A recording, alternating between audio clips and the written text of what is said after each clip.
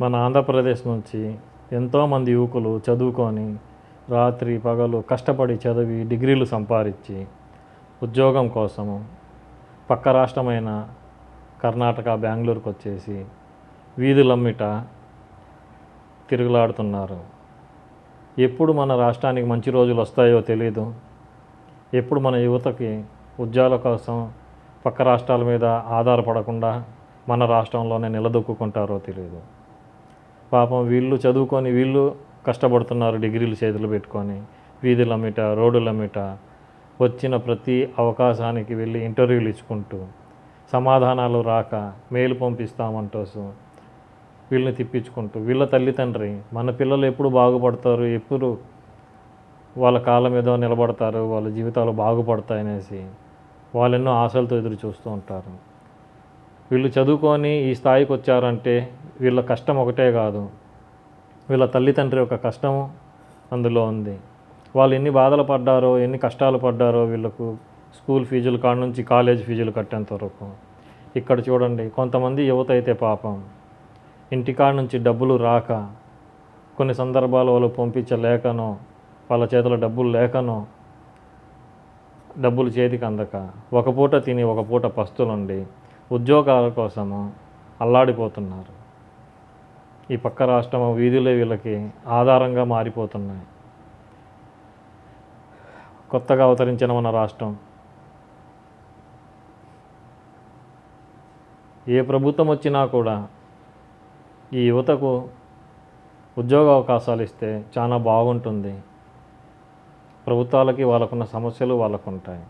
వీళ్ళని చూస్తుంటే కడుపు తళుక్కుపోతుంది. నిరుద్యోగం ఇది ఒక శాపమనే చెప్పాలి. వీళ్ళతోనే పోరాడుతూ ఉంటారు, వీళ్ళ ఆలోచనలతో పోరాడుతూ ఉంటారు. సమయం దాటిపోతుంది, మనకు ఉద్యోగాలు ఎప్పుడు వస్తాయి, మనం ఎప్పుడు ఇంట్లో ఆసరాగా మారుతాము, పెద్దలకు తోడు నీడగా ఉంటాము అని చెప్పేసి ఉద్యోగాలు రాక వీళ్ళు బాధపడుతూ ఉంటే చుట్టుపక్కన వాళ్ళు బంధువులు రాబంధువులాగా వీళ్ళని పొడుచుకు తింటూ ఉంటారు. ఇంకా ఎన్ని సంవత్సరాలు, ఇంత వయసు వచ్చేసింది, తల్లిదండ్రి మీద ఆధారపడి బతుకుతామనేసి వాళ్ళు అనుభవిస్తున్న నరకం వాళ్ళకి తెలియదు. ఈ పిల్లల మీద సానుభూతి చూపించాల్సిందే తప్ప వీళ్ళని ఇంకా సూటిపుటి మాటలతో పొడిచి భారంగా మారకూడదు. మనం ఏమి చేయకపోయినా పర్లేదు, వాళ్ళని నిరుత్సాహపరచకుండా ఉంటే అంతే చాలు. వాళ్ళ కష్టాలు వాళ్ళు పడుతున్నారు, వాళ్ళ బాధలు వాళ్ళు పడుతున్నారు. ఇప్పుడు నేను ఈ వీధిలో వెళ్తుంటే అందరూ మన ఆంధ్ర కుర్రోళ్ళే ఉన్నారు. వేరే రాష్ట్రం నుంచి కూడా వచ్చిన వాళ్ళు ఉన్నారు, ఎక్కువ శాతం మన ఆంధ్ర వాళ్ళే ఉన్నారు. వీడి దగ్గర వాడి దగ్గర డబ్బులు తీసుకునేసి, వీడి దగ్గర ఉన్నట్టు వాళ్ళ దగ్గర ఉన్నట్టు పోగేసుకునేసి లేని వాళ్ళు కలిసి తింటున్నారు, ఒకరినొకరిని అర్థం చేసుకుంటున్నారు. ఎందుకంటే అందరిది ఒకే పరిస్థితి, ఒకేలాగా ఉండదు కాబట్టేసి వాళ్ళు అర్థం చేసుకుంటారు. పాపం ఒకడికి ఇంటి దగ్గర నుంచి డబ్బులు రాలేదంటే వాళ్ళ పరిస్థితులు అర్థం చేసుకుంటారు. వీళ్ళ దగ్గర ఉన్న దాంతో తింటున్నారు, వీళ్ళది అయిపోయిన తర్వాత వీళ్ళు వాళ్ళతో పాటు పస్తులు ఉంటున్నారు. మనస్ఫూర్తిగా పైవాడిని ఇదే కోరుకుంటున్నా. ఈ నిరుద్యోగ పరాయి రాష్ట్ర బానిసత్వం నుంచి మన తెలుగు యువతకి విడుదల కలగాలి.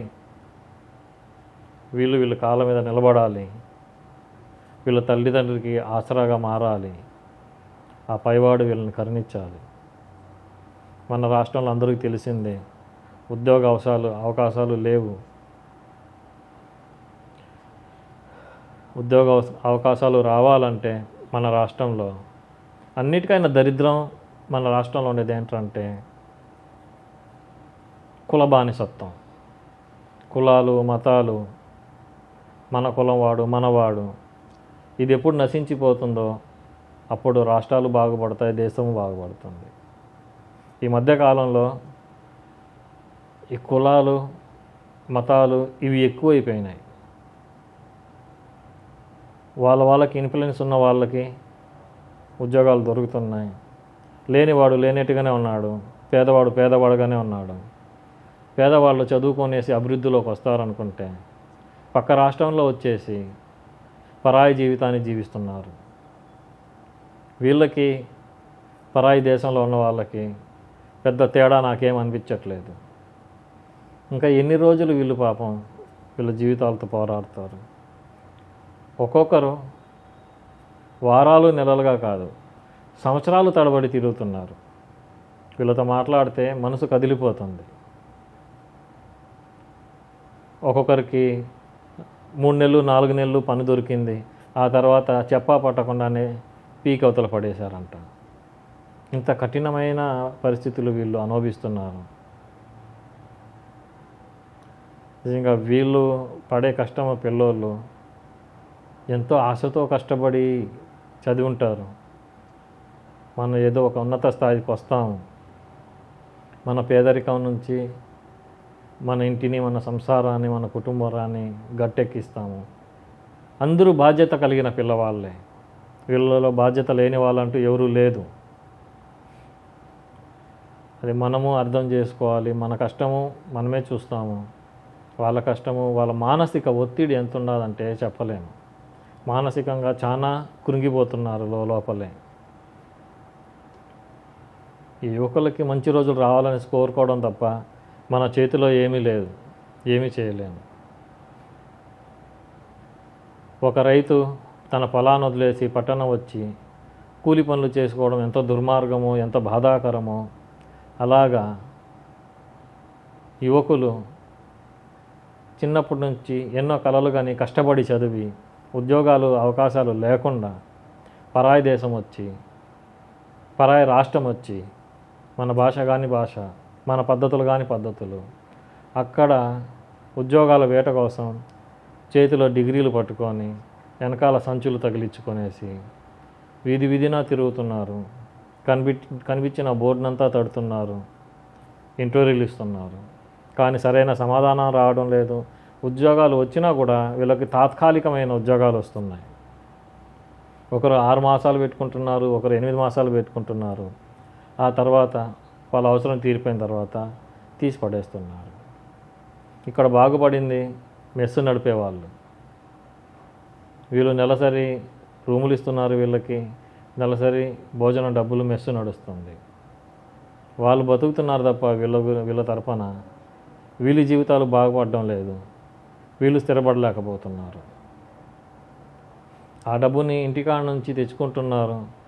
వాళ్ళు ఎంత కష్టపడి పాపం పంపిస్తున్నారో తెలియదు. అందరూ ఉన్నత స్థాయిలో ఉన్నవాళ్ళు కాదు. ఎక్కువ శాతం కూలీనాలి చేసుకునేవాళ్ళు, వ్యవసాయం పనులు చేసుకునేవాళ్ళు, భూమి మీద ఆధారపడ్డ వాళ్ళే, తన రెక్కల కష్టం మీద ఆధారపడ్డ వాళ్ళే ఆ తల్లిదండ్రి. వాళ్ళకి ఎన్ని కష్టాలు ఉన్నా కూడా ఎక్కడో మన అబ్బాయి ఉద్యోగాల కోసం కష్టపడుతున్నాడు, వాడు టయానికి తిన్నాడా లేదా, నిద్రపోయాడా లేదా అని బాధతో రూపాయి కూడబెట్టి వాళ్ళ చదువులు అయిపోయిన తర్వాత కూడా వాళ్ళని పోషించే రోజులకు వచ్చేసారు. గొప్పవాడు గొప్పవాడుగానే ఉన్నాడు, పేదవాడు పేదవాడుగానే ఉన్నాడు. చిన్నతనంలో అందరూ నూరిపోసేది బాగా చదువుకోండి మంచి ఉన్నత స్థాయికి వస్తారు అంటారు. చదువుకుంటున్నారు, పాపం ఉద్యోగ అవకాశాలు లేక బాధపడుతున్నారు. రాను రాను ఇంకా రోజులు పాడవుతాయనేసి అనిపిస్తున్నది, కానీ బాగుపడతాయి, పిల్లలు బాగుంటారు అనే ఆశలు నిజంగా చూస్తుంటే మాకే నమ్మకం కుదరటం లేదు. ఉదయాన్నే లేచి వెళ్ళిపోయారు. వాళ్ళు ఎక్కడెక్కడ ఇంటర్వ్యూలకు అప్లై చేస్తున్నారో అక్కడికి బయలుదేరి వెళ్తున్నారు బ్యాగులు తగిలించుకునేసి. ఏంటి కర్మ ఈ పిల్లలకి, ఇంత చదువుకొనేసి బానిసత్వం చేసుకోవడానికి కూడా అవకాశం దొరకటం లేదు. బానిసత్వం చేయడానికి మేము తయారుగా ఉన్నాము, మాకు అవకాశం ఇవ్వండి అంటూ కనిపించిన ప్రతి ఒక్క బోర్డు దగ్గరికి వెళ్తున్నారు, కనిపించిన ప్రతి ఆఫీసు తలుపు తడుతున్నారు. ఎంత ఘోరమైన స్థితి ఈ యువకులది.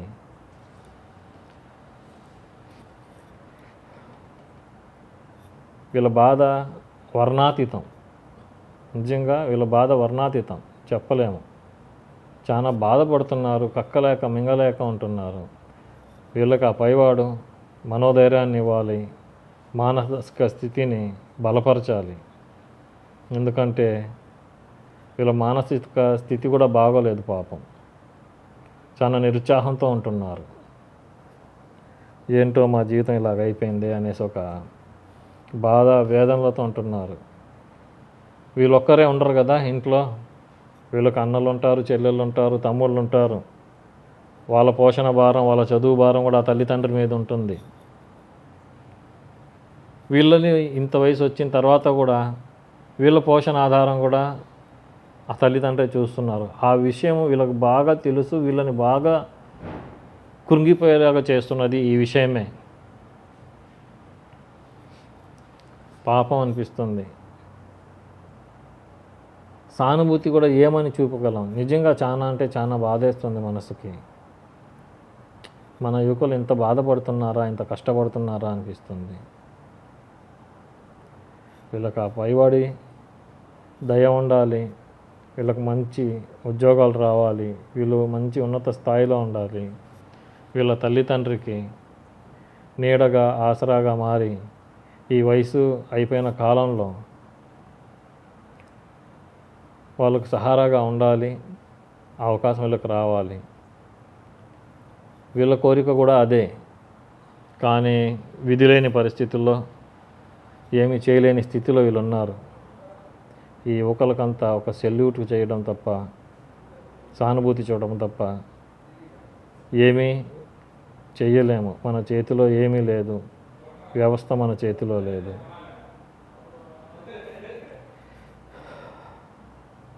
నిజంగా చాలా బాధతో ఈ వీడియో చేస్తున్నా.